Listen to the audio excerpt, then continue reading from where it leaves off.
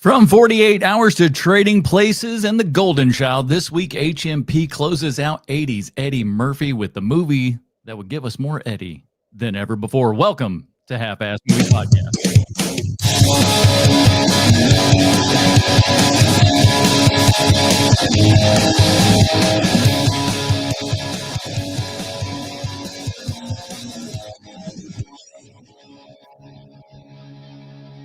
Welcome back to Half-Ass Movie Podcast, a show where we put together a half-ass theme as an excuse to watch movies. My name is Adam Portress, and joining me today, when you think of garbage, think of Sweet Shanta Kovacs from the internet. How dare you, Portress? How dare you? And we hate to make this early announcement, but he's the new spokesperson for Soul Glow, Bruce Leslie. I was going to say I'm more of a Randy Watson type. That is true. If we're honest about it, you are more of that get up on stage and have their crickets going and stuff after your one guy in an auditorium full of people going, that boy good. Good. He's a good one. I believe the children are our future. Thank you very much. I don't know what it was about that time and place, but like at the late 80s and early 90s, we were singing that song left and right. Like it was like there was who was getting paid for that? Because there was so many times Children Are Our Futures being played all over the place. Whenever Celine Dion, Celine Dion, that's how she had the Psychic Network or whatever. Was all that that's Children Dionne of the Future. Warwick. That's Dionne Warwick. Potato. No. So close. They look exactly alike. My word. Hey, the word Dion. Potato. The word Dion doesn't the name Dion doesn't come across my radar very often. I apologize. That's quite all right. Well, welcome back, everybody. We were going to let it slide till you said it's basically the same thing, and then we went after you. Just so you know, that's what happened. So this week, we're talking about Coming to America. Sean, this was your choice, yes? It was, and this is the movie that forever and ever I said, this is the hardest I've ever laughed watching a movie when I was a kid. Like number two is probably the first Naked Gun movie. This is number one. And I was very apprehensive about seeing this movie as an adult because I had not seen it since the 90s. And so now here we are. We've got our dumb show, and it's Eddie Murphy month, which is great. And so I was very apprehensive going into this movie. And it took me a long time to break the seal on it, to watch it.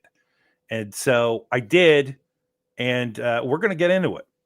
Yeah, it was, I think I was kind of the same way. And honestly, though, I think it was worse for me because I think I had only ever seen this on television way back in the day. And as you might imagine, not the same movie on television. Definitely not. No.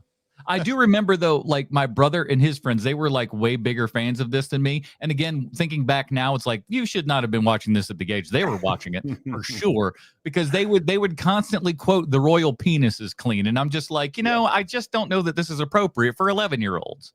Well, I mean, that's why that joke is in there, is because that is an 11-year-old's favorite joke. Sean, how did you view this for the first time? I'm pretty sure I was an HBO watcher. I saw it in the movie theater because I was a massive Eddie Murphy fan. And once it came to VHS, I was working at a video store at the time, and I actually bought it, which was a very, very rare case for me. Like, we would get movies in, and you get the pick of the litter because you work there.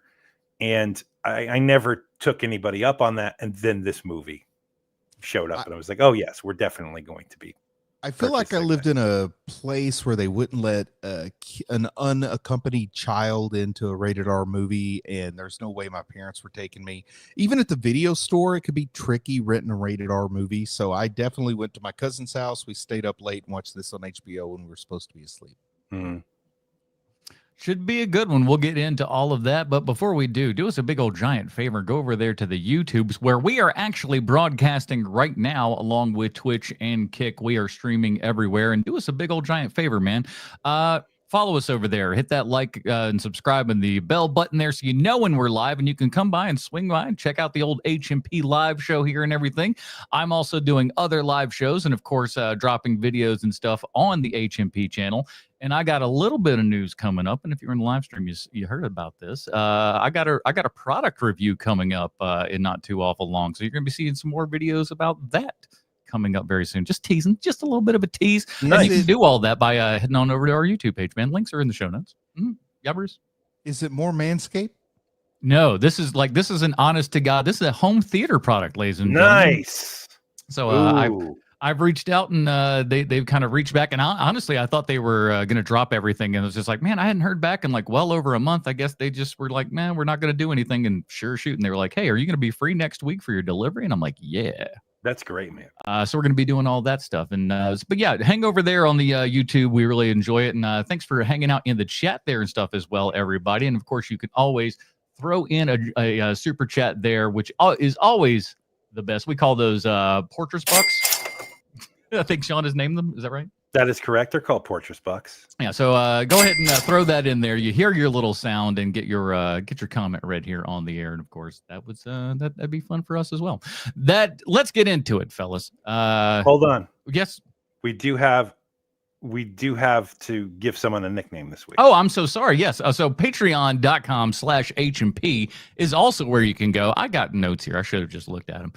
There you can get pre-show, post-show, Dinger Zone. This week's Dinger Zone, we did our top 5 movies that scream America. And what America means to each of us is quite something different this week. I'll tell you that much. Yes. Yes, that is well said. Yes. It's not quite the same for everyone. It's what America means to me, as it were. So go check that out. And you can be like our brand newest of Dirty Babies. Gregory Davis has become the latest member of the Dirty Babies gang. Sean, time to initiate Gregory with his new HMP nickname. Well, first of all, Gregory, thank you. Thank you for joining HMP. It's good to have you. And as you may or may not know, now you get an official HMP nickname. And so Gregory Davis, you may or may not know this, but Davis is a surname that has been around since as far back as the 12th century, which I was amazed to hear because I didn't think that surnames went back that far, but it is. It means son of David in most cultures. But I wanted to get back to the 12th century of all of this, which is that in the 12th century, a lot happened. But I think that my fellow history fans probably know the 12th century best because it's when the Jin dynasty declared war on the Song dynasty. Oh, the Song dynasty, of course. Yes, of course. And so I thought, what a great name for a nickname. So Gregory Davis, from this point forward on HMP, you will be known as the Song Dynasty. Ooh, all right. Thank you. Hey, they gave us that kid from Home Alone's wife, Brenda Song. So if you want to be like Gregory there, head on over to patreon.com/HMP, pre-show, post-show, Dinger Zone to help this show keep going along there, man. And if nothing else, for heaven's sake, give a like on the YouTubes, and that makes it all nice and popular for us. Appreciate you. Let's get into it, fellas. Here is the IMDb plot line for Coming to America. As we know, IMDb always 100% correct in everything they say and or do. An extremely pampered African prince travels to Queens, New York, and goes undercover to find a wife that he can respect for her intelligence and strong will.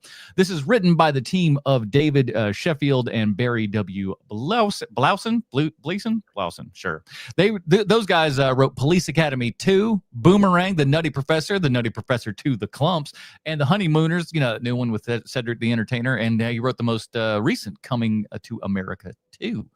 This is directed by John Landis again, of course, Werewolf in London, Blues Brothers, Trading Places, Thriller, Twilight Zone. I'm sure he'll come up with this. And but Eddie's worked with him in Beverly Hills Cop 3 coming up after this. Starring Arsenio Hall, Eddie Murphy. Why did I say Arsenio Hall first? No one knows. It's written Eddie Murphy first, but somehow my eyes just went straight to Arsenio Hall. That's what you do. John Amos and Eddie Murphy star Look at start again. Eddie Murphy, Arsenio Hall, James Earl Jones, Maggie Sinclair, John Amos, Sherry Headley, Vanessa Bell, Eric LaSalle, Clint Smith, Paul Bates, Allison Dean, Louis Anderson shows up, Sheila Johnson, Frankie Faison, Uncle of Haley. It's Body by Jake Steinfeld, and with special guest Samuel L. Jackson and amazing cameos by Don Amici and Ralph Bellamy. Man. So beautiful. What that was, honestly, just because I don't know how long we would cover it in any other portion of the program here, that was one of my favorite stupid little bits in this movie, was a shout out back to Trading Places. What so awesome. Come on. So do you guys know the story with that? With having the two guys from Trading Places in this movie? John wanted to give them some extra work and something. It's just like, hey, this will be a fun little callback. It's both Paramount Pictures, if I'm not mistaken, right? They're both. Well, if it's Eddie Murphy during this time, it's definitely Paramount. That was his production deal at the time. So here's what happens. So it's in the script, right? That they're in there. That the two guys from Trading Places are there, and Landis doesn't want it to be in the script. He doesn't like the idea. He thinks that it's way too inside baseball. And him and the producers start clashing, and they're getting heated about it, to the point where the producers are like, let's ask Eddie. And so he can be a neutral party in this. So they both go up to Eddie Murphy and they're like, what do you think of this? And it's in the movie. So we know what he thinks. It was interesting to me that Landis thought something was too inside baseball, because this is the same man who seems to put inside jokes within the set decoration of his movies constantly. Like, I don't know if you noticed, remember when we were talking about Trading Places, there's that poster on her wall in her apartment, in Jamie Lee Curtis's wall, that says "See you next Wednesday," and it's a movie poster. There is another movie poster in the train station, in the subway station in this movie, that says "See you next Wednesday." Only this time it's a sci-fi movie and it stars Jamie Lee Curtis. It's pretty amazing.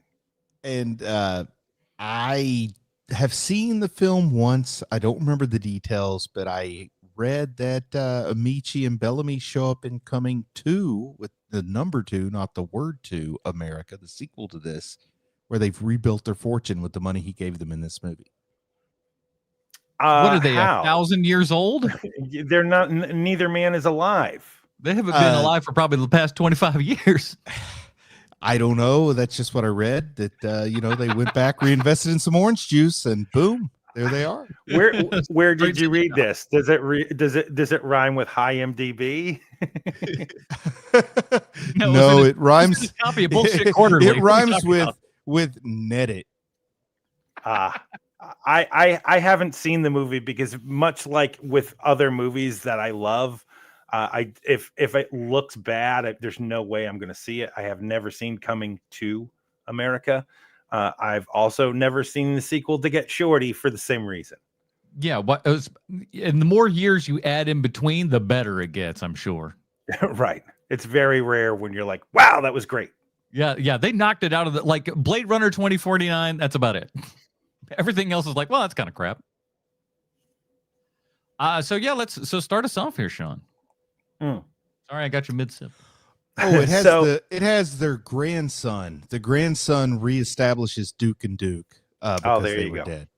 Colin Yost plays the offspring of, I guess the brothers had one son because they did creepy stuff, and it's Colin Yost, which that tracks. It does track. We need generic, waspy white man.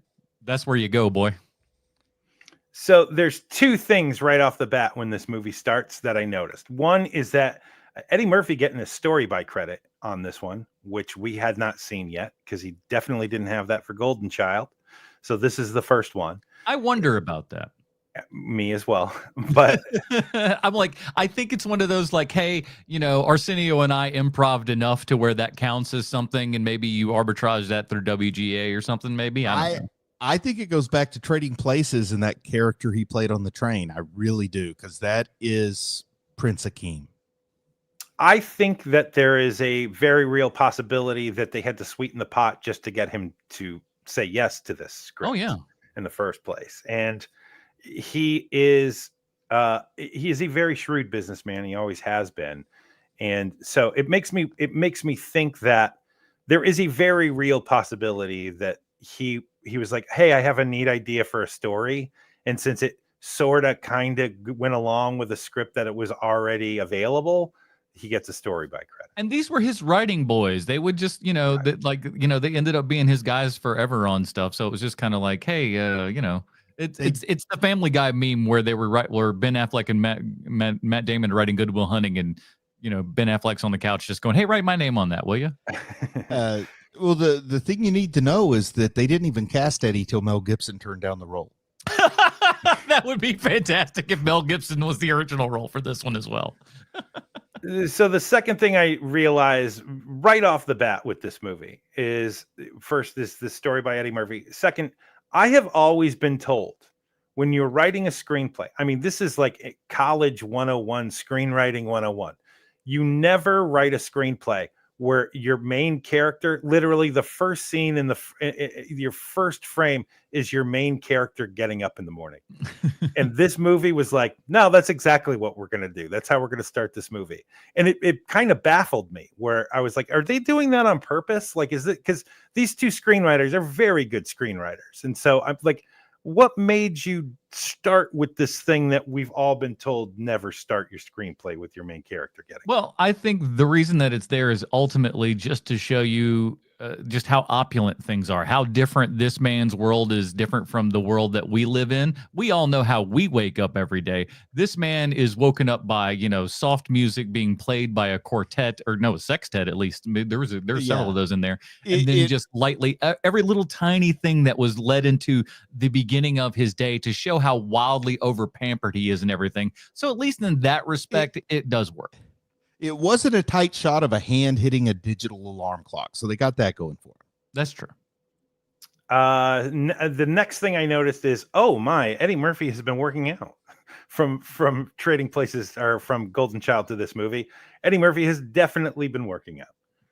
Yeah, he's changed. He's definitely changing a little bit. And this would be that start where you'd start to see him be a little bit more bulky and stuff like that, where you start to think that Eddie Murphy's a lot taller than he actually is. Right. And it looks like legitimate hitting the gym and not hitting the doctor's prescription in the pharmacy. No, he ain't talking to Stallone.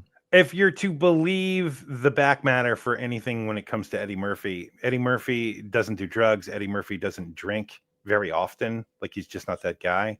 And so because of that, I would be very surprised to learn, like, oh, he was taking the cream and the clear the whole time. Yeah. The thing that's amazing to me is Eddie Murphy has said how many times in multiple interviews how much he loves food. He describes himself as an Epicurean, so it had to be tough to get to be cut and everything, because you don't get that from eating a lot of French cuisine. I don't know. You can he's in his early 20s and stuff at this point, so he can probably just burn through all of that anyhow. And he's always been kind of a slighter sort of dude. Anyways, he may just have one of the metabolisms that kind of and he's only maybe getting the thicker here in the older years, as it tends to happen. He had it till he don't. Yep. I was nowhere near as buff at 25 as I am now, and that's really saying something. Something. Next thing I noticed, Arsenio Hall shows up. They have that pretty great conversation where he's speaking to the king and queen, and it's very clear that the king and queen don't like Arsenio Hall. Like, right away, you're aware that they don't like him. And I thought that was that's a pretty fun dynamic, and it's something where you're like, oh, they had this. This is probably one of the first pieces they had. Like, Eddie, because Eddie Murphy's character in this movie, like the main character he's playing, the character of Akeem, like, he has some funny moments, but he's kind of an uninteresting character because we've seen this character type 1,000 times already. But because of that, they surround this character with so many interesting characters throughout the rest of the movie that he kind of needs to be like almost like a blank slate, which is kind of what he is. One of the things that I read in this is that this was the first movie, at least to, his recollection or whatever, that Eddie was just like, I didn't play myself anywhere in the movie. He's like, that was the first time I was really kind of proud of a role, because it was just like, oh, there's not a role in this where I'm just being Eddie. Mm-hmm. He's being someone else in every single role in here. Something I loved about this movie, especially this month looking at 80s Eddie, is he always plays an outsider coming into a world in which he doesn't belong, but he's always been like smarter and better than all the rest. And here he comes in as the naive person who has to learn how to like be better. And to me, this was like a real different type of character for Eddie, particularly when you compare it to the movies we've watched so far this month. Yeah, yes. This is a very fish out of water type scenario, like you're saying, Bruce.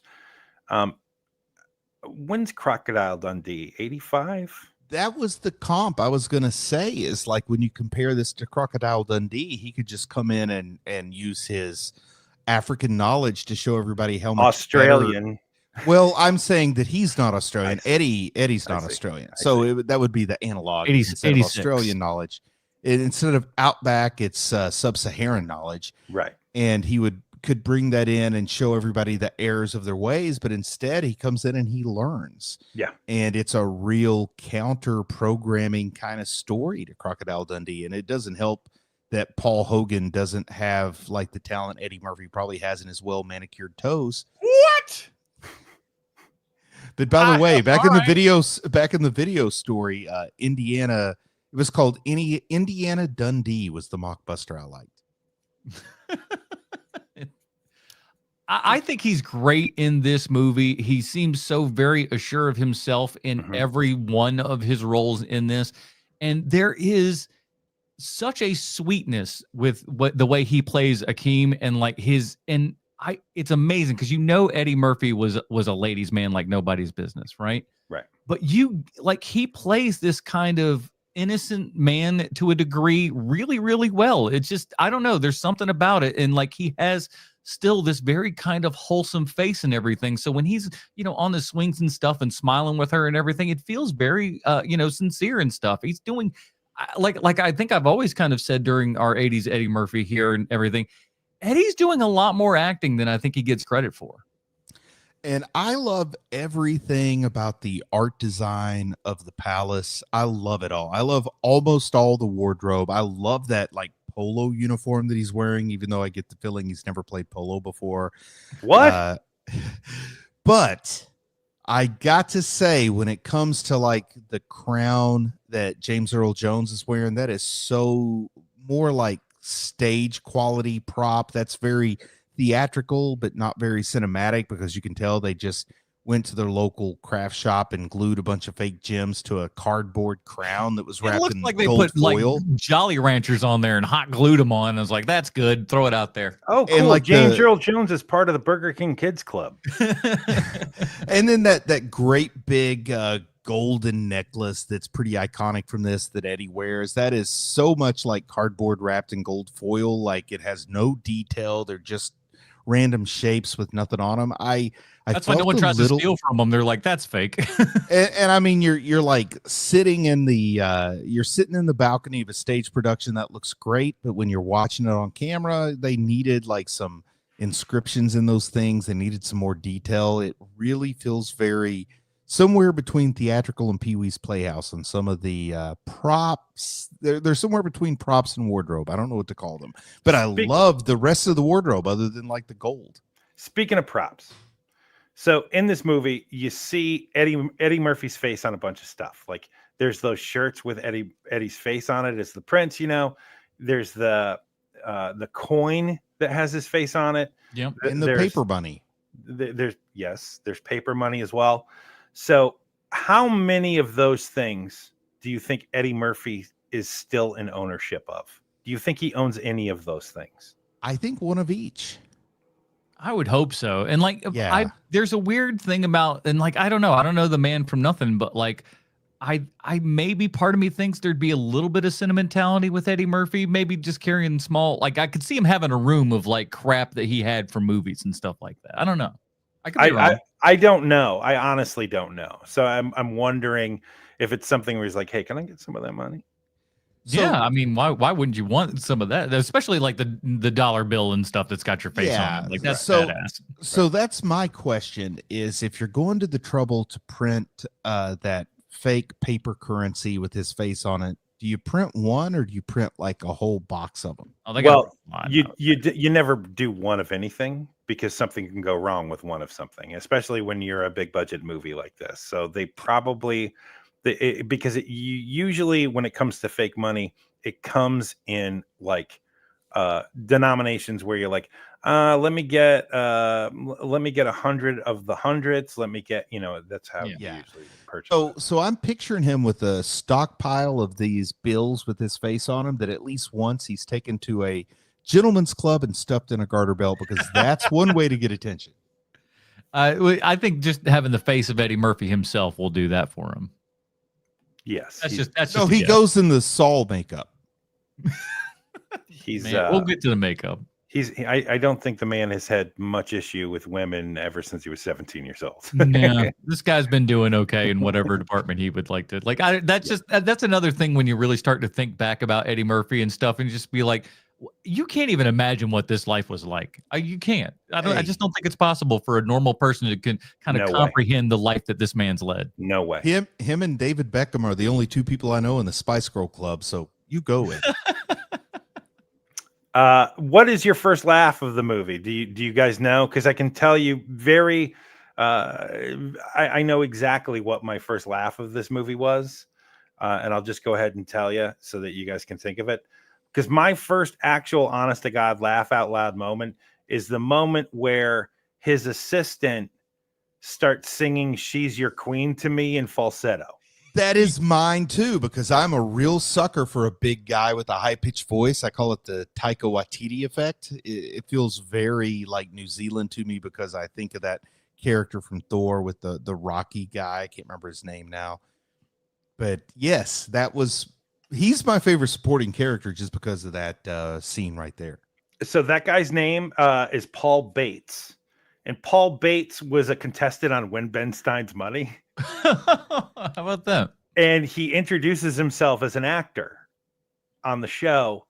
And Jimmy Kimmel goes, "Oh, have you been in anything that I might have seen?" And Paul Bates says no. Oh, he had been in this. He had been in this. I gotta hide that because I'm gonna be like, you been like, yeah. Right. Well, I mean, you mentioned that, and Eddie Murphy gets all the chat, not you. Yeah, what's Eddie like? What's Eddie like? I don't have to hear that 50 more times. Something I also noticed about this movie is the theme song to Coming to America. That say, can't you see I'm coming to America? Mm-hmm. That movie, that song has been in my head for about 30 years, and it's not even good. No, it is so annoying. I can't even tell you. So when the movie first starts and we get that opening music, I really thought most of my life that was familiar because of The Lion King. Oh, really? Yeah, but there was a period of time like when Paul Simon made the Graceland album, and he had that diamonds on the bottom of your shoes, and I saw it like, I don't know, on Good Morning America or something with the whole very African themed musical backing group and all that kind of thing. And I was just thinking about how African sounds kind of had a moment there in pop culture, and this really jumped on that. Yeah, I like the music in the opening much better than the actual theme song. By the time he gets to New York with the Coming to America theme starts playing, it's like, man, just go back to the tribal music, please. That Lady Smith Black Mambaza, that's I even wished that they had taken the James Brown classic, taken the word living out, put coming in, and just went with that. I would have liked that. I like the introduction to his, wife to be and everything. Just how long and drawn out that dance sequence is so hilariously funny. Of just like, to me, that was what a stupid, and it felt like a John Landis joke all day long, where it's like, let's have this dance number just go on. Let's burn their money. Yeah. You know who choreographed that dance scene? Paula Abdul, from what I saw in a book I read. Correct. Which is pretty awesome. And like, there's all kinds of little weird cameos with Toby Hooper walking around in the party scene and little chunk like that, where it's just like, oh, this is, John Landis was a dude that liked to have his friends around, which, by the way, also something that I noted, or at least I came across, because we were wondering about the Frank Oz connection. There's like an airport, in the airport and everything. They call for a Frank, and they say the last Oz. What, I can't remember what it is off the top of my head, but it's Frank Oz's actual full last name. Oh, really? So Frank Oz is being called out to things. So they're buddies. They're 1000% buddies they're just kind of dropping little bits here and there. That's cool. So it's funny that Landis just goes, "That's too inside of a joke. You have a shout out to Frank Oz. Shut up." We while we're still on, and because I'm going to roll by this, but and you guys probably know this connection, but we're talking about African music, and we're talking about this cast. It's just cool to think that James Earl Jones and the lady who plays the Queen in this movie are also the King and Queen in The Lion King. That's really awesome, man. Oh, maybe that's why I had the confusion. I never even made that connection, but that's Mufasa. Yeah. He's like, I mean, it's just James Earl Jones, dude. Like he's kind of phoning this role in, but he doesn't have a whole lot to do, so you can't much blame him on it. But he's definitely phoning this one in, though. But he's still James Earl Jones, damn it. And he's got that voice and just that look, and you're just like, you know what? I know you're half-assing this, but God bless you. Do you think we have some listeners, some folks that are checking this out that are still out there in the dating world? They're single. Why not? Well, I got to say, from personal experience, it is not a good icebreaker on the first date to ask her to bark like a dog. I hate that scene, man. I hate awful. I hate so that bad. Scene so much. And it's kind of what my fear of this movie was how much of this does a 12-year-old boy think is funny versus me now? Like, how much of that is going to translate? And so when that scene happened, I was like, oh man, I might be in for a very long evening here. That bit feels like Landis to me. A little bit. I mean, it's both. It's kind of Eddie Murphy. It's kind of John Landis. It's both things. That's true. There's a little bit of Eddie, because especially with the barking and I don't know, but yeah, it's a little bit like, okay, yeah, she'll do anything. You've gotten the point across. Oof, and there's a part of me that like wondered about what happened to this lady. I mean, where is her redemption? She spent her whole life to be prepared for one thing, and that thing didn't happen. And I kind of feel like we needed, if we're going to have the big happy ending, we needed to see like her with the Bates guy with the high pitched voice or something. No, we needed a post credit sequence where she was still hopping on one foot and barking and wondering when the hell he was going to come back and tell her to stop. That's how you do it, everybody. Take notes, Paramount. That's really rough. So is this story a retelling of the Frog Prince? Is this an inverted Cinderella story? Like, there's something basic here that makes this work, but I can't quite put my finger on it. It's classic screwball comedy. It's also a super basic script. I mean, if you don't have people playing multiple characters in this movie, this is a very, very simple script. Oh yeah, it's almost dull and boring then. Like you're not coming for the story itself, but the performances in there and the story is the thing that gets you along to those points. You want to see Eddie laughing and doing his different bits and stuff like that. You want to see all those things. You're kind of there are moments, I think, honestly, when you're watching this movie, that there's a lot of folks that are just going to be like, oh, I'm just waiting for this moment. I'm just waiting for this moment. And the kind of, Akeem bits in the middle are like your transitionary scenes and stuff to your more fun stuff. Yeah. Sometimes I kind of miss that era where you could take just a really simple, straightforward story and make the most out of it. Well, I mean, you can do it when your main character has all the charisma in the world. I mean, that's how you get away with it. That's when you had like gigantic movie stars who literally are like the worst actors in the world. I'm talking about like from the 50s and 60s, where it's like this person, I think this person can barely speak, but my God, when you put them in front of a camera, they just radiate charisma. And so you can have very simple stories because it doesn't matter. Kind of a John Wayne blueprint. That's what I mean. That's exactly who I was referencing without saying the name. Yes. Uh, But there are a lot of smart moments in this where, like, they've made correct screenplay decisions and stuff. Where, like, when Arsenio Hall says that he's the prince and stuff like that, just putting another little wrench, throwing enough, things at the cat once it's up the tree and stuff. It does all of those things in such that great ABCD manner and everything. But it's the Eddie Murphy that brings you along throughout that journey that makes it all work.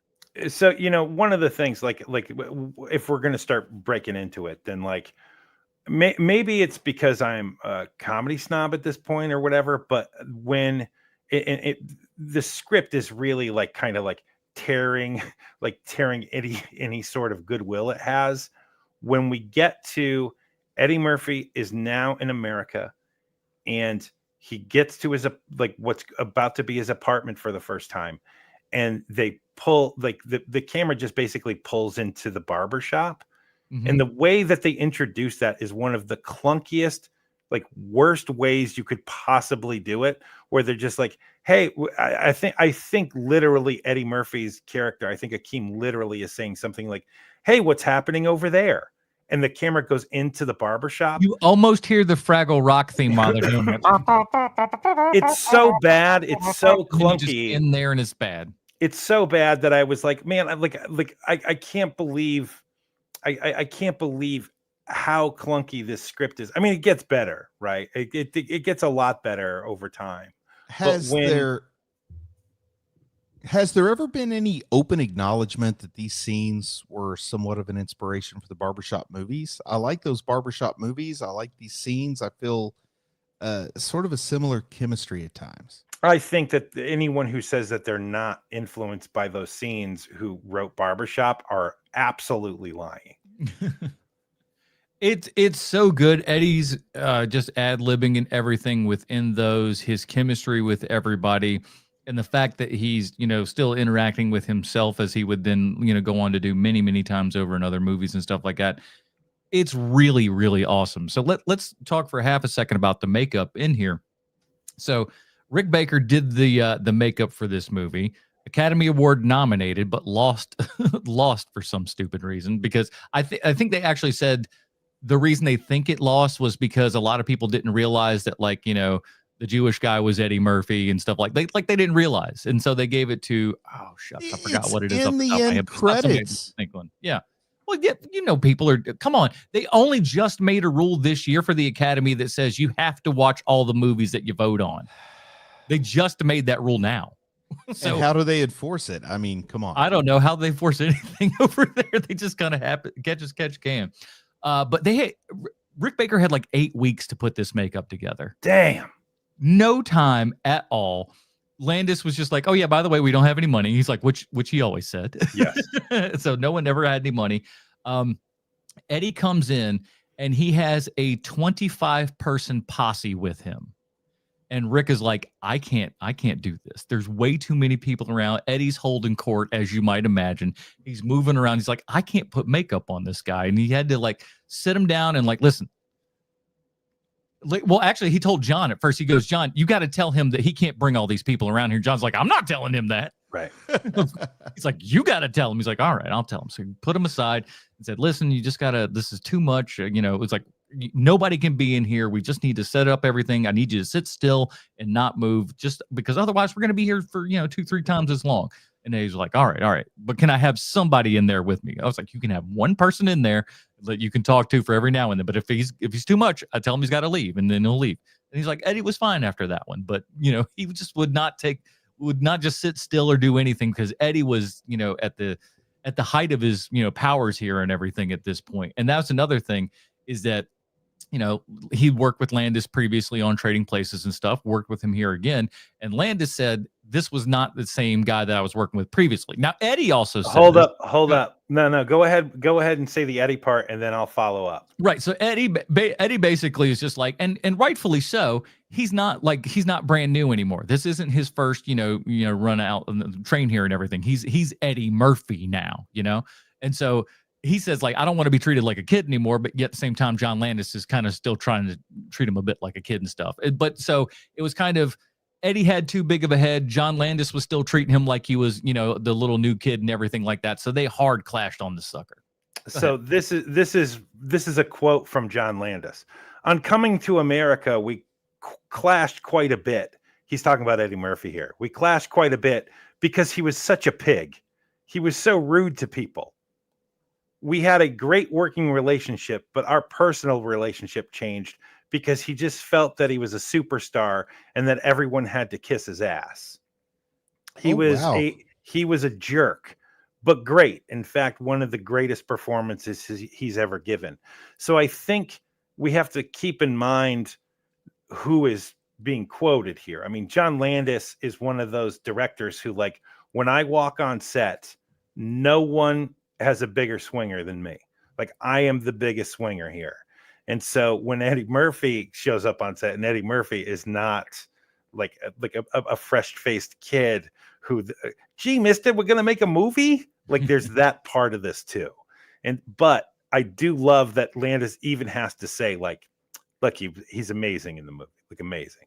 Yeah, you can't deny that. But at the same time, it's just like, for me, yeah, Eddie Murphy's going to be a bit of a jerk at that point. But at the same time, too, Eddie is also the one who hired you onto this show. Yes. He is the one, because at this point, we are post Twilight Zone here. And John Landis is persona non grata around Hollywood in a lot of ways, because things just have not gone well. And Right. Eddie was the one who kind of stuck out his neck and was like, you know what? I want this guy to do it. We've been there and working before. And like, he just wanted to be treated like an adult as far as I'm concerned. And, you know, I'm sure Landis still thought, come on, fella. I mean, look, there's totally some column A, column B here happening. I mean, there's no way that Eddie Murphy is like free of all like guilt. No. I mean, he is not that personality in any way. However, I think that John Landis calling someone a pig and like on the record, that's an issue, dude. It's probably going to hurt your future. Yeah, I would think a bit, but he's just, all he can do is just weep into his money. There's a reason he didn't get hired to direct Norbit. Man, listen, we'll have to wait for our Norbit series coming in, a couple years. We discussed the latter half of Eddie's career. So Arsenio Hall, yeah, he's trying real hard to hang with Eddie here. The thing I noticed the most with Arsenio is that his African accent was almost not there, and it was inconsistent when it was. Was I off the mark there? Are you suggesting for some reason that Arsenio Hall is not the thespian we all thought that he was? You guys go ahead and kick that guy. I think he's great. I think he's great in this. I think he's fantastic in this. Like, I was really kind of surprised. Like, especially when you look at his preacher character in this movie. Yes. His preacher character, for the next 40 years, people have been trying to outdo that character, and no one's come close. And that's the kind of character you can only do if you know that guy. Right. Like, I believe that Arsenio went to, I don't know where he grew up, but I know he went to, I feel very strongly like growing up, he went to some church where that guy was the preacher. I like Eddie when he's the barber. I like Eddie when he's the preacher. I just don't find him as good as Simi. He's pretty hot as the lady in the club. That was ridiculous, but I do love the look on Eddie's face here, trying to keep it together while Arsenio's dressed in drag. That's just it is just like to try to watch Eddie go, dear God, don't crack. Tell they were just laughing all day long with that one. But Arsenio, no, he's actually really great here. He uses his face to a fantastic degree. Yeah. And that's the thing. He is going up against Eddie Murphy. It's a tough road to hoe when you're that guy. And I think he's doing as good a job that anybody can, standing toe to toe next to Eddie Murphy. And that's the issue, is that, you have probably one of the most charismatic actors ever in Hollywood standing next to you. And you're basically there because Eddie is your best friend, and he's still doing an amazing job. I was really surprised with how well how well Arsenio Hall stands up in this movie. I was very surprised.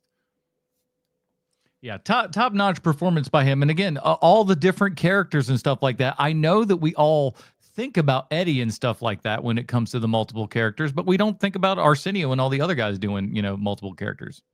And I could be wrong here, but after this movie, I don't really think of Arsenio very highly in any movie until he's in that Dolomite thing. And then he's really, really good in the Dolomite thing, I think. Well, he's such a I'm sorry, Black Dynamite, not Dolomite. Very different movie. He's such a specific person. Like there's something very specific about Arsenio Hall. Like you have to put him, and I would imagine he probably knows this, is that he has to be in the right scenario. It's the exact reason why he took the talk show, is that, I could work well as a talk show host. And so he did that for years, and he was very, very successful as that show made a ton of money. People watched that. It was like, it was that kind of independent sort of like it felt like it felt punk rock is what it did. It did. The Arsenio Hall show. It just was just like, ooh, this feels like a dangerous late night show. And sometimes it was. Bobcat would turn things on fire. You never know. Right. Hey, I mean, when I watched Arsenio Hall all the time because it came on at 11, so it had a 30-minute head start over the competition, but never once did I say I wish Joan Rivers was still here. Right. Exactly. And that's the other thing with that show too, is that like what that show does for Arsenio isn't the same feel that you get when you watch Gayle King and something. Like when I'm watching the Arsenio Hall show as a kid, I'm not thinking like my first thought isn't he only got this show because Eddie Murphy got him this job. Yeah. Like he is his own man. And I think that's a pretty interesting dynamic when you think of, I can't imagine being Eddie Murphy's best friend is a very easy place to be, especially when you're best known for being in Coming to America with your best friend. Like there's always the fear of like, oh, is this the only thing I'm ever going to be known for, being Eddie Murphy's friend? And I think that's what the talk show afforded him, was like, no, I am my own person too. See? And one of the smart things was he was never trying to kind of be Eddie. Right. Ever. Okay, so I just found some hot information on Wikipedia, if it's worth sharing, but it turns out that Arsenio's father was a Baptist preacher. So I think I know where he got that inspiration. That's good.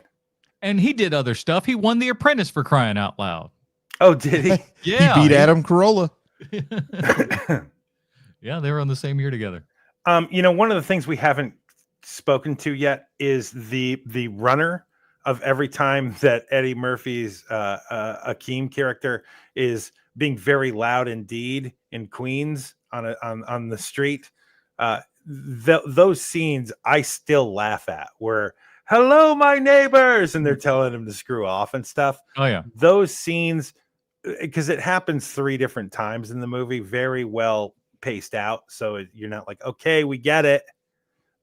I love that runner of a joke in this movie, and it's a very interesting thing too, because it's one of those things where people who aren't from New York think that that's what New York is like, and that's great.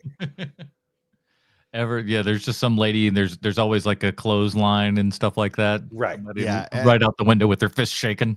As a person whose checking account tells him I've got to go to New York a little less often, I can tell you that it's not quite like depicted in this movie. But I've never been to Jamaica, Queens, so I don't know what it's like. Pigeons do be fighting. I do like that sometimes when we are on like real places and stuff like that, it feels very real. I like how we are definitely, when we're in the McDonald's ripoff there, we are in an actual restaurant and everything. I'm like, oh, they went to an actual restaurant and shot this, which is awesome because it's not a fake set and everything. I'm like, oh, real sink, real floor, good stuff. You know what the actual restaurant was? Well, what's that? It was a Wendy's in real life. I love it. I love it. Yeah. Taking over that and putting a Wendy's or taking a Wendy's and putting that in. That's super. And I do love how that's a stupid little conceit of the story too, that doesn't need to be there for any real reason or whatever, but just the McDonald's ripoff and how McDonald's is like. And I love him having the book that's got McDonald's like playlist and everything, just going like, oh no, it's not McDonald's. They're not the ones that are here, are they? Well, our buns don't have sesame seeds. See, it also gives John Amos's character something to do, right? Because then if you don't give him that, he's just the guy who's like, harump, I don't want you dating my daughter. but you give him the extra thing of that McDonald's is always trying to sue him. And there's something just inherently funny about that, man. And him just trying to get money, like, like a better life for his daughter and everything. Yeah. And he's going to hustle any possible way. But, and again, another smart storytelling bit where it's like, it's almost their kind of, prearranged marriage and everything, just like his situation and stuff. So a little parallel thing going on there. It's really great. And for whatever reason, I forgot about Eric LaSalle being in this movie. Oh, as a guy who had a strong relationship with ER, the first thing I remember is Dr. Benton and his Jerry curl. So good. So, and I also grew up on Good Times, so this was like the first time I'd seen John Amos since TBS Afternoon, so I was really happy about that too.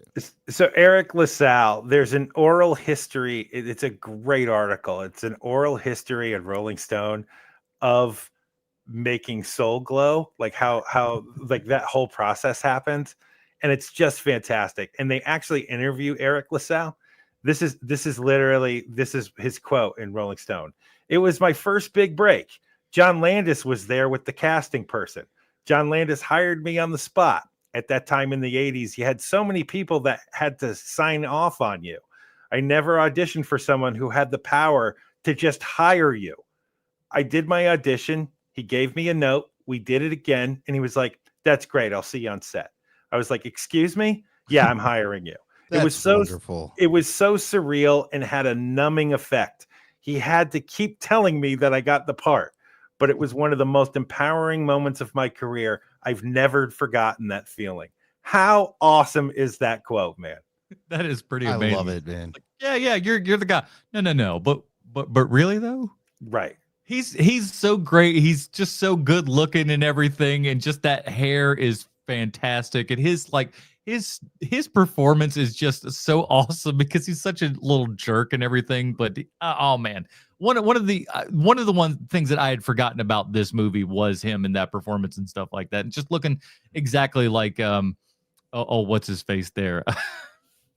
I like how they referred to him for very, very obvious reasons as the Prince of the Soul Glow Empire. Yeah, and it's too bad Spin Doctors were a couple of years late with two princes, because that would have fit really, really, really well in here. You were thinking of Rick James Portraits. No, I was thinking of Lionel Richie, actually. Oh, Lionel Richie. Okay, Yeah. so can we keep talking about Soul Glow? Yes. Yes. So this is especially Grandma's use of Soul Glow. Well, we're not going to get to Grandma. So here's the way it went down, right? This is how the writers of the movie came up with the concept. So in the late 1980s, Coming to America screenwriter Barry Blaustein was at a Los Angeles Clippers game watching basketball player Michael Cage, who was a defensive juggernaut and one of the Clippers' best players at the time. And he also had a Jerry curl. An idea hit the writer, and Soul Glow was born. In the Rolling Stone article written by Jason Newman in 2021, Jason Newman spoke with Michael Cage, the guy who actually was the inspiration for Soul Glow, about being the inspiration for Soul Glow. And he said, it's maintenance keeping a Jerry curl. Laugh. I love that movie, and I had no idea back in 1988 that I was the inspiration for the scene until years later, and I laughed even more, man. Awesome. Now, you know what might blow your mind as well is within that Soul Glow commercial and everything, the lead singer of the song is a white man. Oh, really? That is a white man, everybody, and he is he took the internet by storm a couple years ago when he was doing I think they were doing a Tiny Desk performance or something. They cut over, and because it was Niles Rodgers. I think it was a Niles Rodgers thing, and he was doing a small desk concert. They did Soul Glow, go over to this guy, and it is a white guy that's doing that, and he's so good. That's awesome. I always thought it was Randy Watson. He wishes. It's one of the other things that they keep saying in that Rolling Stone article also that's really funny is that Blaustein and Sheffield, they say over and over again that they were always high while they were writing the script, which Well, I just find that so funny. Yeah, Like it they, shows. It but shows. they felt the need to tell Rolling Stone over and over again, listen, we were just so high when we wrote that. that's called we're trying to give excuses for things like, listen, if there's anything that you find questionable about this, we were on drugs, okay?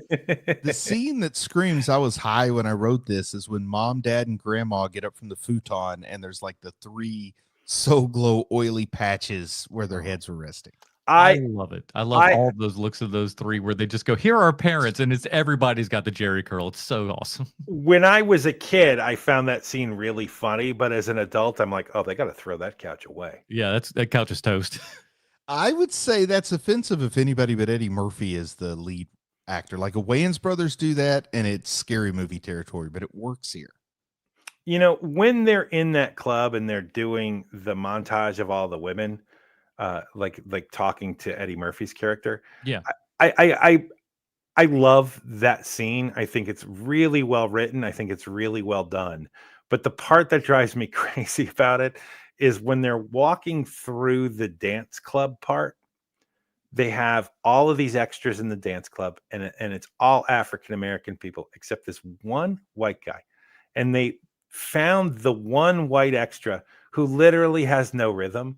And so when they're walking through with the camera, you see all of these people dancing, and they all look really cool, like, you know, that late 80s cool dancing from African-American people. And then right in the middle of the dance floor is this one white guy who it's just like, come on, man. Like the one white guy in this entire scene, that's the extra you chose. It's so off-putting. It made my eyes immediately move over to where he was. I gotta say, for the record, I didn't find any of those women in the montage to be undateable. I think he's a little too picky. He wanted, like, I don't know, that one that kept on talking. She was like, I could see, you could just, well, you saw the look on his face, like, oh, geez. I think the rapping twins, I mean, that's a pull.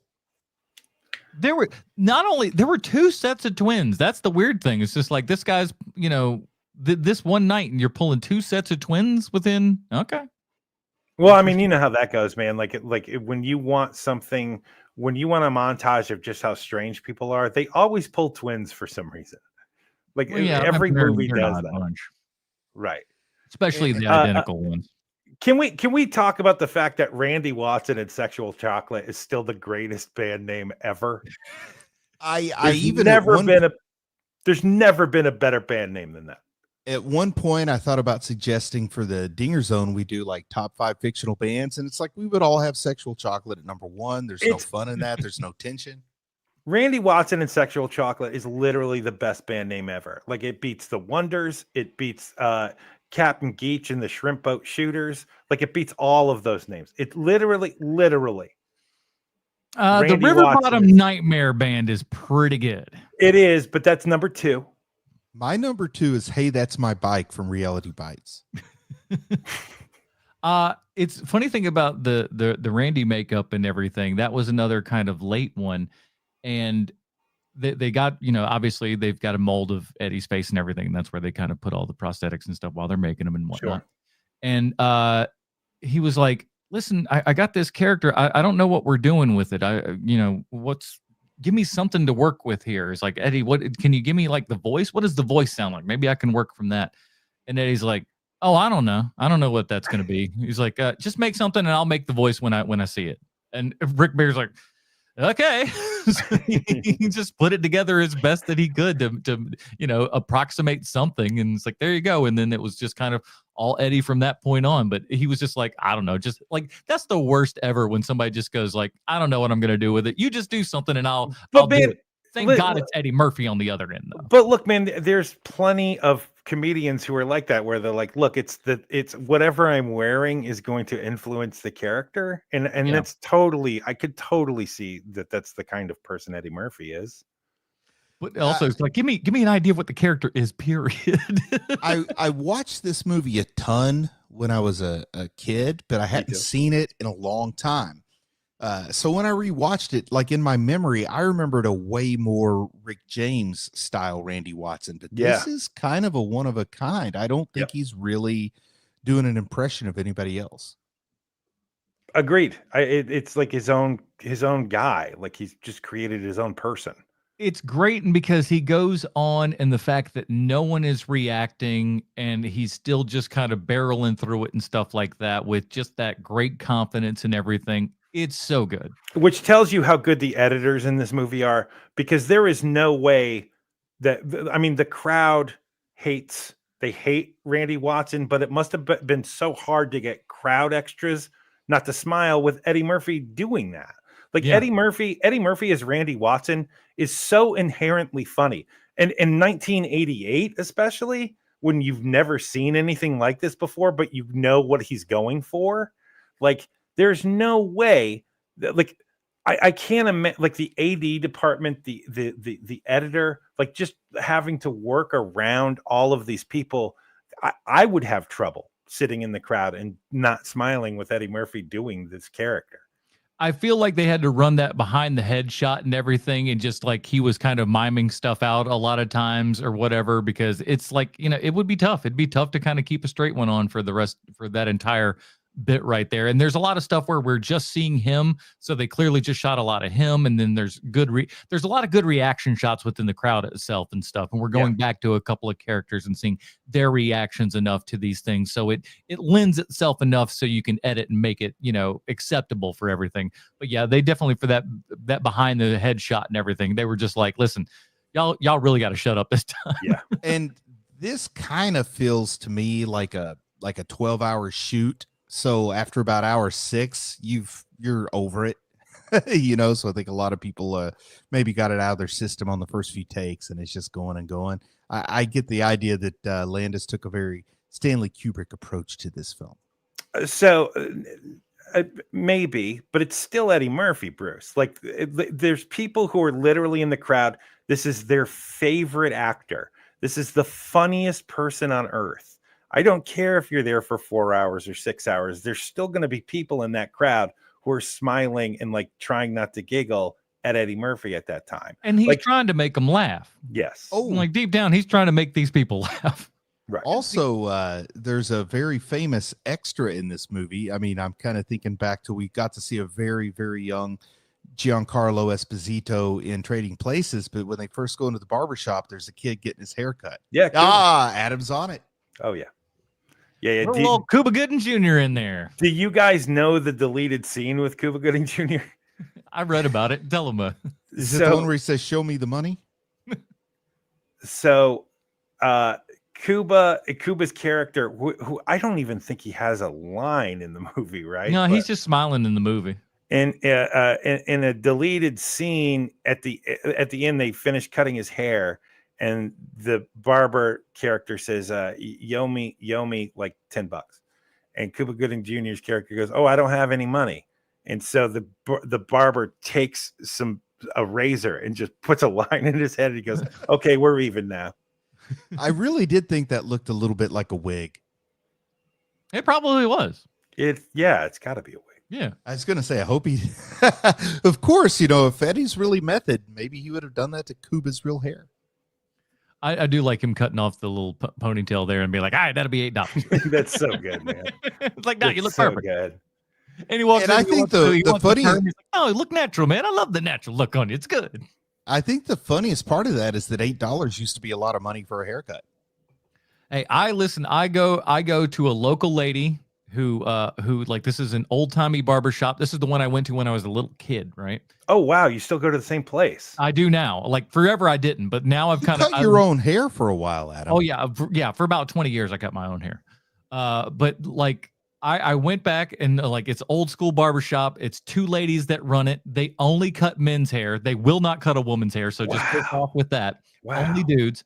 And I don't know exactly what it costs, because I factor tip money in there as well. And so like, I hand her 20 every time. Boom. She doesn't. I'm in and out of there in 5 minutes. She's so good. She should call the shop Only Dudes. It's called the Red Rose Barbershop. Everybody look it up. That's awesome, man. That's really great. Like Very old school. There's something very Americana about that I enjoy hearing that And story. it's in downtown and everything, so you got to kind of park on the side of the street and walk in Nice. and everything. It's like by the big mural that's That's in great, town man. and whatnot. It's very Americana. The the lady that used to cut my hair, I mean, I guess she still cuts my hair. I haven't been in a long time, but she's like friends with my better half. So it gets kind of awkward because I don't really want to go there for haircuts, but I can't really go anywhere else. And thus here we are because I really kind of need a haircut. Now he's going with the Lorenzo Lamas just on account of. That's what you got to do. You got to renegade yourself out. He is a total renegade. So another thing, I know I've turned into this guy on this show recently, but like that Cherokee Chief that's parked outside of McDowell's the entire movie, it's always in the same place. That truck, I want that truck literally right now. When I saw that thing and it's parked there and it's just the perfect beater truck. Like when you need to get some dirty work done, that is the truck, man. Oh, what a nice vehicle. That was an AMC, right? I love AMC vehicles. It's a Cherokee. So I think at that point it's still AMC. Yeah. It definitely has that look. I mean, it's not like a Gladiator you get now. Right. Most 80s thing of all Eddie Murphy movie month, the 80s Eddie Murphy movie month, is in the scene where we first see Lisa McDowell's office in the McDowell's. Right. And Eddie Murphy's walking past her window. On that window is a suction cup Garfield plushie. And those were literally everywhere in the late 80s. All over cars. Well, cars is where you saw them most. But literally, if you had a window, we got to get a Garfield on that bad boy. And it came and it felt like it was never going to go away. And it was the thing that everybody had for like 5 years. And then you never saw it again. But then in 1989, it became Alf for a hot second. I'd have been down with the Alf. I had like a little. I'm not gonna lie to you. I'd have been down for Alf. It's like they all got replaced with Baby on Board or a parody of Baby on Board. Right. It's before the family stickers where it's all stick figures. And then the ironic stick figures. You're like, I mean, that's the next phase of everything, right? Like something becomes popular, and then there's the ironic detachment joke of that thing. I did see one once where it was a lady, it was her cats, which isn't the funny part. The funny part is one of the cats had an X on it. Hey, I am one of those guys. I'm never going to cheat on my Calvin peeing on something. And Chevy symbol, no doubt. Bill Watterson is turning over in his grave and he's still alive. That's how mad he is. So one of the things that I want to talk about with the barbershop is they keep calling Akeem Kunta Kinte when he's in that shop. That is a very funny joke, but it's made extra funny because John Amos is in this movie, and John Amos is playing the older Kunta Kinte in Roots. In Roots. There is something so inherent that makes that joke so much funnier to me that John Amos is in the movie. And I feel like that's totally intentional, right? It's got to be, because you got John Amos in your movie. You're going to be thinking Roots for a while, man. You got to. But at the same time, too, it was like that was such a, cultural, cornerstone and everything. And it hadn't even been 10 years. Yeah. That was like appointment television that people like, when appointment television wasn't a thing. Right. People were like, oh, we gotta watch Roots. Roots is this big thing, Oh, I was just waiting for him to call him Toby at the end, and it never happened. I'm glad. I'm glad that we didn't need to go too far. That's for sure. I like all the kind of just, again, the hiding of everything, the kind of what do we call it? Just the rom-comminess of all of the kind of setup with everything. It's like, oh, I'm a poor man over here, and then Arsenio like gussies up the apartment and everything, and now you got to keep him out, and then you're moving to another thing, and just trying to get all those balls, in the air and everything like that. And this movie does a fantastic job of doing things like that, keeping that rolling, and keeps throwing, something at the cat that's up in the tree, one more time, or something. And I love how Frankie Faison just volunteers to trade apartments with him. Like, that's one of my favorite parts. He's like, Great character actor coming in here doing just a very interesting performance. I love this guy, just always chomping on a cigar, and he's very acceptable. He will kind of go along with anything at any particular point. He sees as long as you've got money, and he's like, you know what? Maybe I'm not going to do this. When I was a kid, I didn't understand watching this movie that Eric LaSalle's family and the McDowells are in totally different tax brackets. I thought that both families were rich, because they own a restaurant. They've got to be rich, right? Like, I didn't understand. Oh, they're doing okay. They're not rich. Eric LaSalle's family is insanely rich. They're like, we're doing pretty well for us, and like, we got a nice house here and everything, but they aren't big money. But at the same time, too, again, that's another smart thing of the screenplay is John Amos wants to do better for his family. Ultimately, he wants to see his family do better, and like, it comes off, I think, obviously so, as greedy for money and everything. But I think ultimately his thought is, I want my family to do well for themselves. Mm-hmm. And that's why he has always kind of had that particular angle going in. And it works for the character, but it also makes sure that you can kind of take that away and then, expose humanity and all that kind of stuff. And that's why this movie works as well as it does. There is a scene in this movie that pissed me off so very, very much. Like everything else that I'm talking about, with the exception of her barking like a dog and hopping on one foot. I hate that scene too. But the scene that really, really pissed me off is there's the Louis Anderson scene in the restaurant where basically the filmmakers are saying, look how stupid poor people are.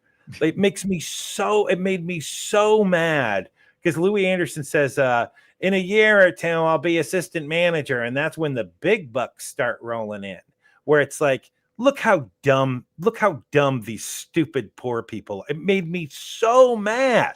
I was so mad, where it's like, see, poor people are dumb. That's why they're poor. I do like that it at least represents that American dream of upward mobility, because in reality, when they need a new assistant manager, they hire one away from another fast food restaurant. And the guys who've been there for 25 years just has a new boss. All I could think of is when I was a manager and I had an assistant manager, I was like, you don't know what we paid our assistant manager. Because let me tell you, the money wasn't there for me. It certainly wasn't there for the assistant manager. So no, I was just like, this poor fool doesn't know how little money he's actually going to get into with this. There's a thing that well, I guess we can wait till we get to the little thing about Louis Anderson, since we're on him there and everything. They wanted, I want to say it was the producers or somebody wanted a white comedian somewhere in there. Of course. They just were like, listen, we're happy. This is a black cat and everything. Can you give us a white comedian? They were like, hey, we like Louis. And so, but Louis was there supposedly by request of Eddie Murphy and co. Oh, wow. I didn't know that. Yeah. Now, I have never really been a big Louis Anderson fan. Should I have been? The style of comedy, it's what's your genre of comedy, right? He's such a family friendly comic that I think a lot of people gave him hell for that. But for the style of comedy that he has, like, it's like hating Sinbad. Sinbad is fine. Like for the style of comedy he has, that's great. It's exactly. It's like it might not be for you, but it's all right. Right. I prefer Sinbad to Louis Anderson for whatever reason. I never really latched on to Louis, which is weird because I had a pretty low bar. You know what's super strange though is my relationship with Louis Anderson, which comes about a Fox Kids cartoon called Life with Louis. I remember that. Yeah. So, I mean, Louis Anderson had a cartoon, quote unquote, based on his life and everything, where he was the voice of his dad and stuff like that. It's like, I love that show growing up. I don't know how it would, it feels very critic-esque, if you will. Was that before or after the Howie Mandel thing? Because he had that cartoon with Little Howie. Okay. That's after. Yeah. Bobby's World is like early 90s. Yeah, Bobby's World is the first one. That's the thing that like really like rips open the floodgates, where every comedian in the world is like, "Oh, wait a minute, I can have a cartoon, and all I have to do is go into a sound booth and do like Yeah. that's what I want to do." And even later into the late 90s, then with Eddie Murphy and the PJs. Yeah. Yeah. So Hey, Which, but I Eddie mean, Murphy loved. Isn't doing any voices on the PJs though. He had a sound alike doing Eddie Murphy. Yeah, he was That like was an not executive him? producer, right? Not him. You're Hey, shitting me. Bill Cosby struck it first, I guess, with that whole. Fat Oh, Albert that's thing. right. Fat Albert is the first one. That's right. Yeah. Eddie was the first in claymation.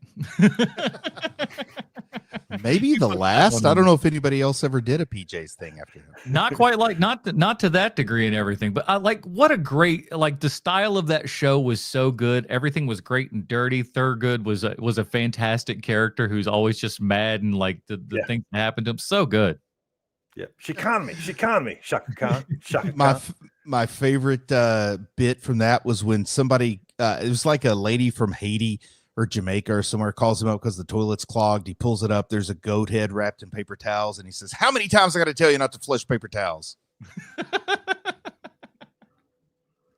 I'm sorry, Adam. Where are you going? No. I was just saying you have got a couple more notes. I do. I got a ton. I haven't even gotten into the back matter stuff. This is just the stuff that I noticed while watching the movie. So like at the McDowell's house, when we're towards the end of the movie, and there's that kind of comedy of errors thing where like people keep leaving and showing up and leaving and showing up. Mm-hmm. John Landis cannot help himself. He has to be John Landis, where all of these things keep going down, and he keeps cutting back to dog reactions. The dog reacting to events. He does it no less than 4 times.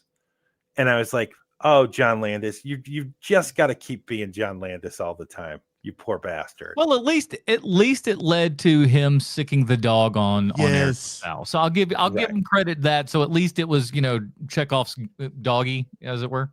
There you and go. I think the strongest family moment, the strongest father moment, the thing that I like best about John Amos is when the Kings offered him, I think it's up to $3 million. Oh, it's great. And he says no. I love that because this is a guy who they're trying to say he's about money, but we see, no, it's not about money. It's about doing right by his kids. It's pretty and that really amazing. strikes a chord with me, especially because 3 million is like that magic number I have where you don't ever have to work again. And Right. To turn that down in one fell swoop, I really respected him for that. I don't know. That love was the part of scene. me that just went, this movie's credibility's falling apart. This man would have taken that money. He would have taken that money so fast. I'm like, we would want him not to take the money. We'd want that.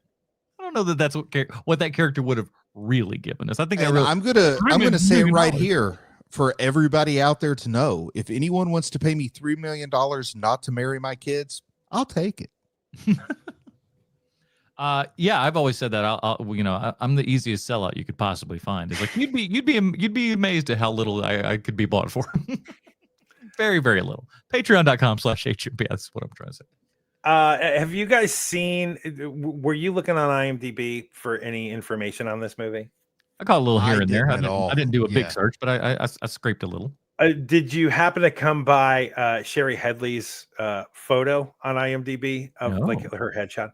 So her headshot is her as Lisa McDowell wearing the wedding dress, the wedding gown from this movie, where like the whole big deal, with the big trade and everything. Mm-hmm. She's wearing that, and it's just like a full body picture of her. And I was like, oh wow. She liked that so much that she put it as her IMDb photo. Like, that's amazing. That's the one. That's what I'm going with. Let me see if I can pull that up. Actually, What I would like to find out is that she actually wore that in her wedding one day. Like, like maybe she got married 5 years after this movie or something. I don't know. Maybe she's never been married, but I would love to find out that in her wedding she wore that dress. Also, another Landis thing is that no less than 4 times do various actors look towards the camera.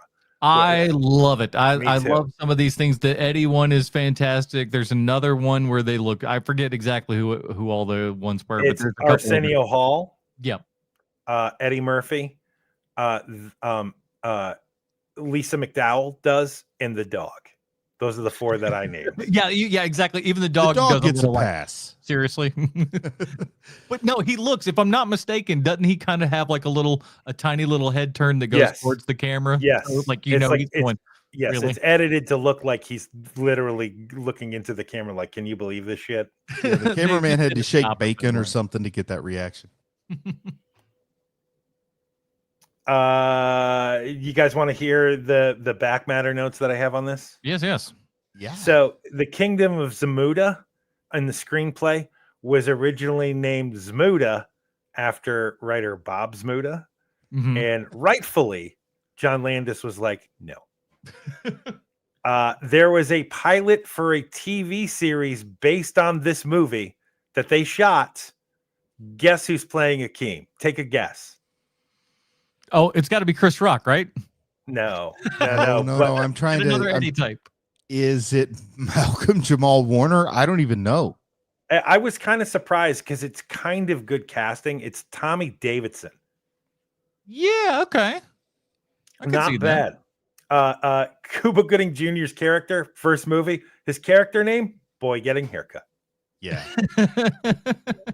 Hey, listen, it's better than Boy One.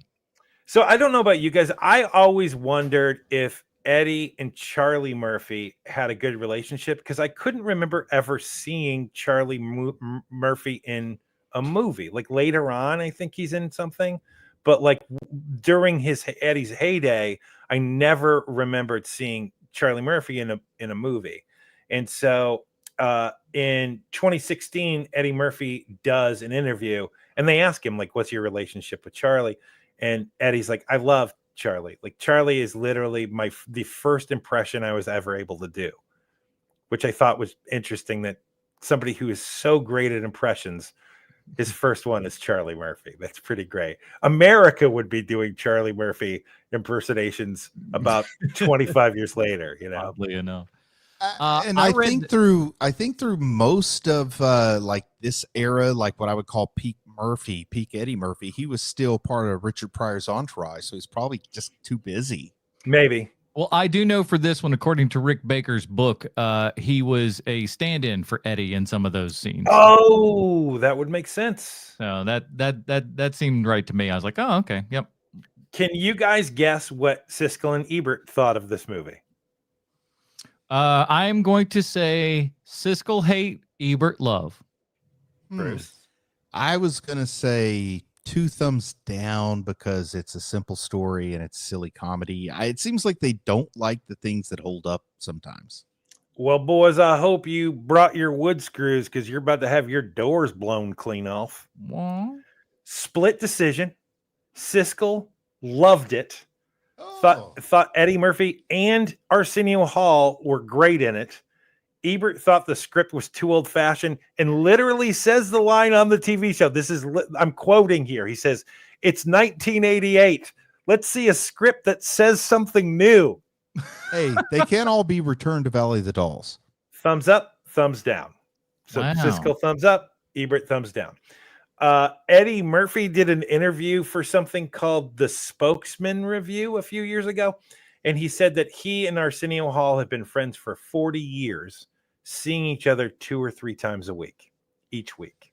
That Nice. answers a question I had on whether they're like real life friends or like showbiz friends. Like we love working together. We text each other, we call each other, but to know that they actually physically go grab a sandwich or something, that answers the question that they really do get along. And it's not like, hey, we got this thing that works, let's stick with it or something.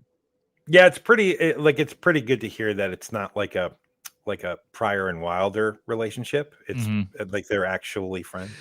Because for the record, the 3 of us see each other less than once every 5 years now. But I mean, we make up for it in so many other ways that, like, I tell people, I'm just like, there are close family members that I don't talk to as much as I talk to these boys. So I think the same thing could probably be said with you guys. I knew we had turned a corner when I had seen something like online, and I was like, "Oh, the boys are gonna love this." Yeah. So Eddie Murphy thinks there's only one movie that he turned down that he kind of regrets because it went on to gigantic, massive success. And it's not Ghostbusters. Do you guys have a guess what that movie is? That's a good one. I don't know. E.T. Eddie Murphy stars. That's beside not Henry Thomas. That is not a bad guess, Bruce, because that movie is Who Framed Roger Rabbit, and he was offered the Bob Hoskins role. Wow, what a different movie. It would be a very, very different movie, yes. Too bad he didn't get the Mario role that Bob Hoskins. Did Bob Hoskins play Mario? Yeah. That's what I thought. Mario. That, Eddie Murphy is Mario. That I could have gotten into. Him and Leguizamo, they would have worked great together. Oh, there's no way that Eddie Murphy would have ever allowed Leguizamo to be Leguizamo. I could not imagine a world where he would allow John Leguizamo anywhere on the set. No way. What about a little one-on-one scene with Eddie Murphy and Dennis Hopper? I would love to see that. If only it had the Kyle MacLachlan role in Blue Velvet, we would have gotten that. Again, that's the weird. That's what we should be doing is casting Eddie Murphy in other films that he doesn't belong in. That's a whole different podcast. So Better with Eddie. So Eddie Murphy made $8 million for this movie. Not a bad payday in 1988. No, definitely not. He probably bought half of of where he grew up in Queens with that. Eddie Murphy also paid for Red Fox's funeral. I think I heard that along the way. Shout out to Harlem Nights. Red Fox was great in that movie. And last thing I have here is that Eddie Murphy met Arsenio Hall at a party when they were first introduced by Keenen Ivory Wayans. Huh. Pretty cool. Wow. Covering the whole spectrum there. No kidding. I was always a Keenen Ivory Wayans fan. I don't know. I think he's overshadowed by some of the lesser work that his brothers did without him later on, but I think he was great. Well, I think that Damon is a funnier performer, but I think that Keenen had more filmmaker in him. He was the brains behind all of it at the end of the day. He was the dad figure that everybody kind of looked to and's like, that's the man in charge right there. Mm-hmm. The best analogy I ran across is that he was the Lorne Michaels of the family. Yeah, that makes total sense. 100%. Yeah, he's just but I think more talented than Lorne, because Lorne's not writing sketches and stuff. Not anymore, but he did that first season. Yeah, Lorne they didn't just hire an accountant to come produce SNL. I mean, he had to get there somehow. I've got P&L reports for you. He was the guy who was smart enough to steal all the talent from National Lampoon's radio show. If you need to do something for yourself, like spend some money, get a good meal. Overall, I like where this ends. I don't know where they would go with a sequel with this. I mean, obviously, I know that one exists and stuff like that. But is there still any, after watching this one, is there any want to watch that at all? No. For anyone? No. I've seen it, and I can say honestly, the only reason to watch it is if you want to see what does Eddie Murphy look like many, many years later? Older than this, I'd imagine. The plot's about an unknown illegitimate child or something that Eddie had, and it's just it's just like rehashing the same beats, but not as original, obviously. And also, it really has that feeling like the people. It almost feels like someone forced them all to make this. It's really one of those classic money grab movies, what was made during the pandemic. So there wasn't a lot of competition. They put it out on streaming, and it's a straight up 3-star. You forget it the minute after you watched it, but you don't hate watching it. Did they at least have the common courtesy to go to the West Coast in this one, or did they go back to New York again? Or do you even? I feel very strongly like they went back to New York, but man, like I said, you watch it, you forget it, and you have no reason to watch it a second time. So you could tell me that it was like a crossover with the Planet of the Apes thing that's going on now, and I'd believe you. You could tell me that it had an animated sequence, I would believe you. I can't remember. Maybe Stan Lee makes a cameo. I don't know.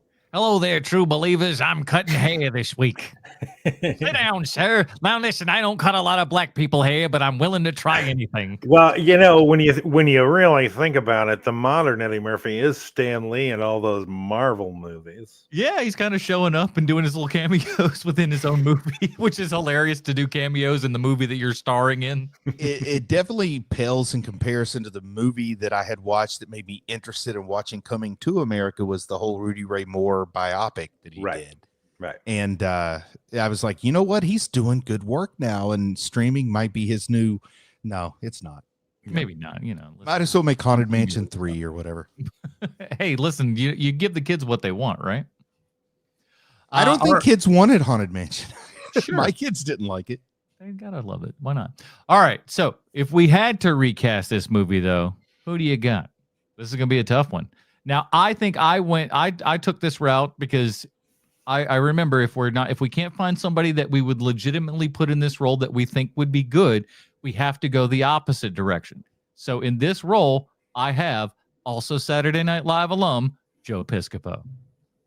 He's got to do other roles. He's got to do other things. Put Joe Piscopo in this. It's not going to be good. That's really rough, man. But that's who I would put in. You should at least go with Billy Crystal.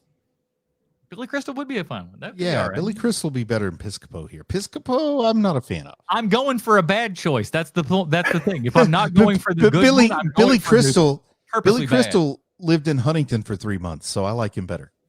It's just called being in a film, I think. No, he played baseball for Marshall when he was in college for his freshman year, and after once he left because he's like, yeah, Huntington sucks. Since he's a small Jewish man, that he didn't. That's why they kind of like, get out of here. You're not good at baseball, was it? Okay, so he lost his fastball, right? But I think I have the guy. When he was funny, he was exceptionally funny in his own movie. That movie is Hollywood Shuffle. And Robert Townsend might be able to pull this off. You nailed it right there, Sean. That's the person I was looking for because it's an African prince. You really got to use an actor of color. I was really struggling. I was thinking of people that probably weren't on the scene in '88, like Omar Epps. People like, not Omar Epps. Who's the comedian? Mike Epps. Like people like that, but they're not really on the scene yet. In Living Color has hit by '88, so you could use Damon Wayans. Yeah. Robert Townsend he's the real legitimate. You can't get Eddie. You go for Robert Townsend choice. Right. He is the right choice here, I think. He could pull it off. He could pull off the Regal thing because he's, and he's a good looking guy. So definitely leading man quality and everything like that. So yeah. And you recast Arsenio Hall with Meshack Taylor. There's no question there. Cause I like Meshack from honestly, Designing Women. Mm-hmm. Yeah. Or Damon. Damon Wayans. Oh, Damon's he's got to be the lead though if it's Damon. But Damon Wayans isn't the main character in I'm Gonna Get You Sucker. But that's because his brother made the movie, so he could tell him sit down, shut up. No, I don't think that's how that works, man. I don't know. My brother, especially not in 1988. I mean, 1988. Damon Wayans is like. I mean, keep in mind, Eddie Murphy is just a tornado. Like everyone's like, "Oh my God, it's Eddie Murphy." What about Keenan? What about Keenan and Damon in these roles? I don't know why Eddie Murphy and Keenan Ivory Wayans never worked together. I'm kind of baffled by that, but they never did. Strong A personalities, baby. Maybe they're clearly friends. I mean, he introduced him to Arsenio Hall. Yeah. Mm-hmm. Chris Rock. The first time I ever saw. The first time I ever remember seeing Chris Rock was in I'm Gonna Get You Sucker. So you could put him in here as one of the barbershop people. Yeah. All right, ladies and gentlemen. Well, it's all come down to this. Bruce, what is your star grade and recommendation for Coming to America? Okay. So this is a movie that I really, really enjoy. I think that almost anybody who watches it is going to enjoy it, but it's not top notch. It's a simple story, but it's got some great performances. There's some parts that maybe didn't age as well as others. I'm going to have to go with the solid 4 out of 5 though on this. I would give it Instead of stars, what am I going to give it? I'm going to give it Zamundian dollars. I'll give it 4 Zamundian dollars out of 5. Hey, that's not too bad, Sean. You know, have you ever dated someone and you broke up? No. Oh, I'm sorry. I didn't hear the second part of the question. And then thank you, Bruce, for cutting me off again.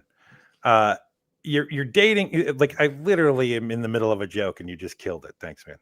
I give it 3 stars. This movie is not. I remember watching this movie, like I said, and it was my favorite movie for a long time. And then I kind of knew, I was like, oh, this is going to age poorly, this movie, so I don't want to see it. So I didn't, and until this week. And it's not terrible. It's not as bad as I thought it would be. It's definitely not like watching The Black Hole, but it's not great either. Put it on the poster, not like watching The Black Hole. But it's 3 stars for me. It's not terrible, but it's not something where like, oh, my kids gotta watch this one. Like your kids are not going to like this movie. Yeah. So 3 stars for me. I'm gonna go 3.5 on this one, mostly because it's one that I hadn't seen in so long, and I had a lot more laughs than I suspected that I probably would. I thought there'd be a lot of kind of cringy things in here, and there were maybe just only a little handful of those here and there. But it's mostly just some funny stuff, a lot of like kind of funny old school sort of stuff as well, which I certainly enjoy because it's just sometimes there's just dumb comedies, dumb and good. And I like that well enough. And for this, I had a good enough time. And again, seeing that great Eddie Murphy makeup and all the characters that he's doing, it's just so much fun to see him riff and try to do, 8 billion things at once. And I can only imagine the hecticness that set had to be with all of this stuff going on and all the different changes and characters and angles and whatnot. What a mess. But they pulled it off the whole movie itself quite fast from beginning to end and put out. I would less than a year for the entire thing. So yeah, 3.5 out of 5 stars for me on that one. Yeah, I don't blame you. Like everything you just said is correct. I think that it's also one of those movies too, where like so much of American comedy has is built upon what came before, and so much has come from this film. Mm-hmm. That I mean, to this day, like it does In Living Color exist without this movie? Probably not. Does Martin Lawrence have nearly the movie career? Does Will Smith have nearly the movie career if this movie doesn't exist? Probably not. It's or damn any American movie where people are playing multiple roles. This is usually the standard bearer, right? Yeah, are you going to be as good as Eddie in this? And then, of course, it went on to when he would do more and more and like your Nutty Professors and all that kind of stuff, where it's just more Eddie doing more things, and you're just like, damn, is there anything this guy can't do? Right. And the answer is no, I don't think, for the most part. Like, at least certainly at this time, the man can do whatever the hell he wants to, for sure. It's like, hey, he's coming off of this movie. He's coming off of like 2 albums or something. Just to throw another side of the coin in there, though, like playing the multiple characters in this movie sort of opened a Pandora's box, because a lot of what I don't like about a certain era of Eddie Murphy's career is the whole clumps kind of phenomenon, the clumps, the Norbits. I think he got a little too carried away with playing every character he possibly could, but that's just a me thing, taste, comedy, it's all subjective. But for me, I feel like this was the good thing that got overdone later. We hear you loud and clear. You hate Eddie Murphy. We got it. It makes nothing but sense to us. We get it. Last minute for the end of the show here. Let's go to our comment section. Wouldn't you know it? We've got a Portress Bucks coming in here from the Night Bar that says, Bruce, that sports coat is on point. Made it myself from a flag I found on a pole outside the post office. Absolutely and utterly a lie. He did not do any of this. I thought you meant the on point was a lie. No, not at all. Nightbar, thank you for stopping by and dropping us a super chat there and everything. And we appreciate you, man. So awesome that anybody watches the crap that we do week after week.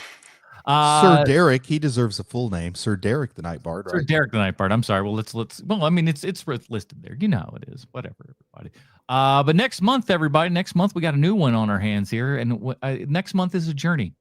a journey into self-discovery, a journey possibly into madness. In July, we are going to explore decades of movies, each with their own successes and failures.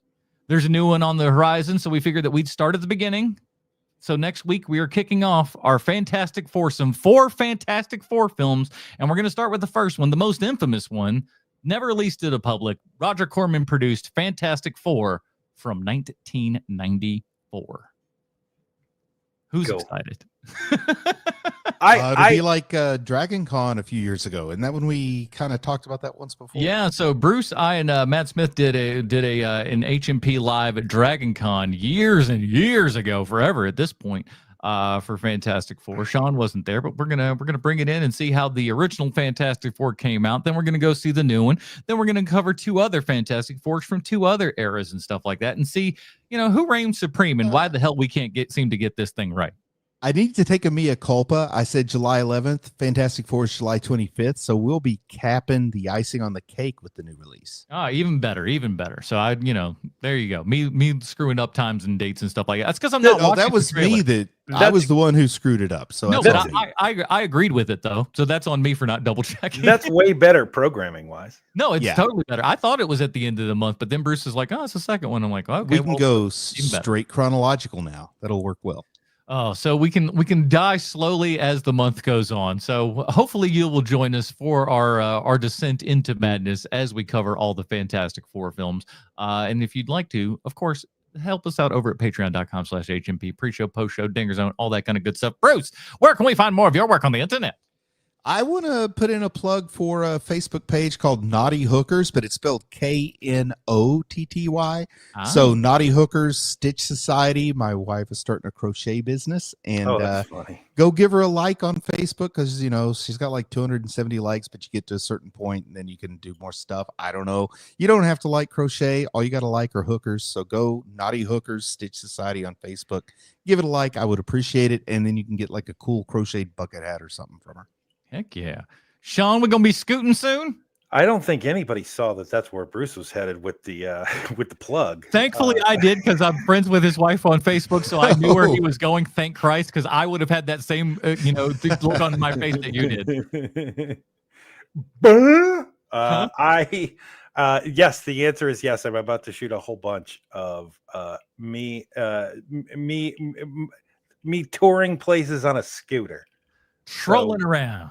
Yeah, so check that out if you just want something very chill in the background, or if you want something where you're like, man, I don't care, just put anything on. Like that works for that too. I got an idea for you, right? Because I know you got the new glasses. What if you got the glasses for your front, right? And then you put the GoPro for the back, so you can show us a front and a back and be like A-Bing on us. Think about it. Just I'm not. Oh, dang, that's not a bad idea. I was going to they are right here. I was going to ask a technical question about the glasses, and it's not a joke, but like, do they record to your phone? Do they have an SD card built into the glasses? How do you record the data? They record to the phone. Oh, perfect. Very nice. I'm really looking to get me a pair of prescription Google or Meta. They're not Google, they're Meta glasses, but I'm looking to get a prescription pair. So I'm trying to get all the answers. This is literally what those are. The Wayfarers, right? Huh? You got the Wayfarers, it looks like. Yeah. The Wayfarers. I'm looking at the frames. Yeah. Because I don't want the goofy Zuckerberg version that we saw. No, I did not want to look like What are you talking about, guys? These are normal glasses for normal people. I love them. They are great to put on my face and to guard me from the sun. That is it, everybody. That will do it for this episode of HMP. Join us next week for the original Corman-produced Fantastic Four from 1994. For Sweet Sean's a co-back from the internet, Bruce Leslie, I'm Adam Portress, reminding you to go watch some movies, you dirty babies.